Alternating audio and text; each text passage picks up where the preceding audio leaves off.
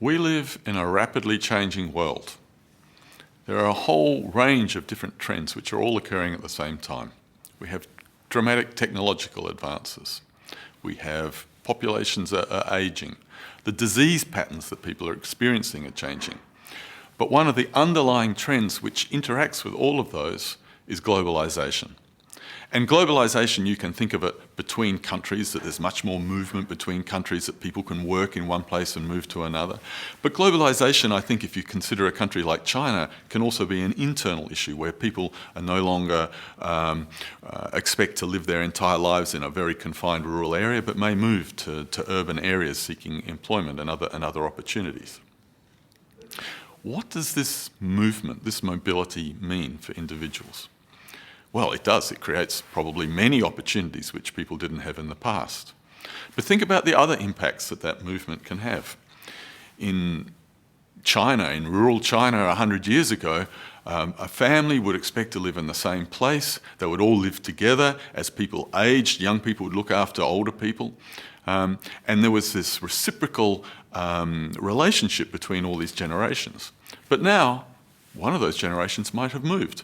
The young people may have gone to Shanghai looking for work, leaving the older people and perhaps even grandchildren behind in the rural area.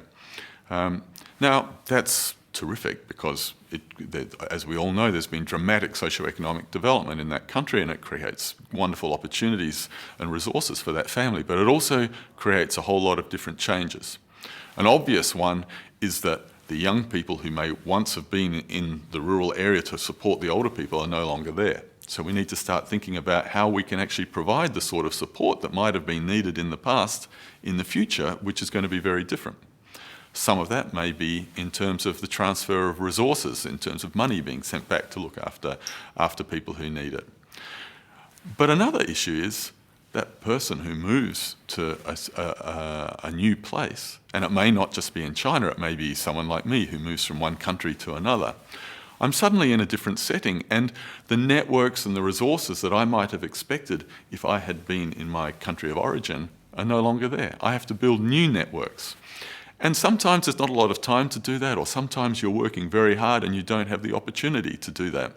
And so suddenly, towards the end of your life, you don't have the same infrastructure to support you that you might have expected. And then you might decide to go back to your place of origin. But what you might find there is it's a very different place 20 years after you left it. And the networks that you would have built if you'd stayed there are certainly not there anymore. So you're caught somewhere in between, in limbo.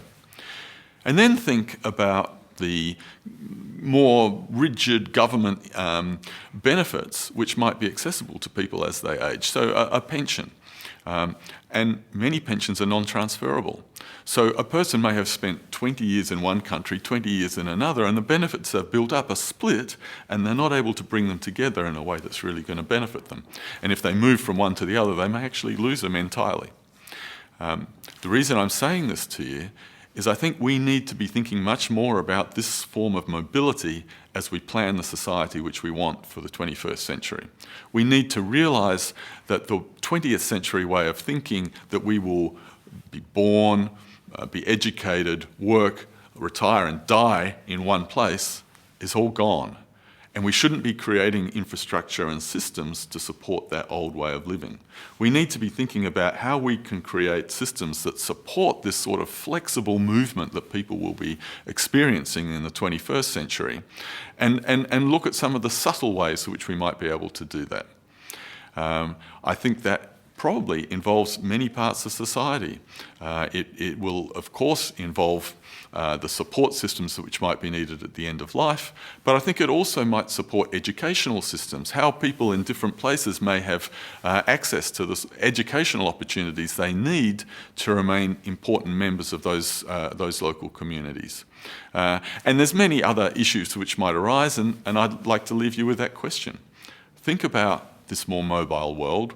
Think about how you may have, or you may in the future, move to a different part of that world, and think about the sort of society you would like to experience in that place to make that meaningful. Think about How does it help you stay connected with the people who you may have left behind?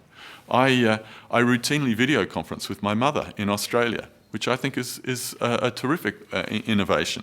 But there's other ways which we can also look at maintaining those connectivities. So think about those and the other aspects of society which you might find would be there to benefit you if you became a more mobile person.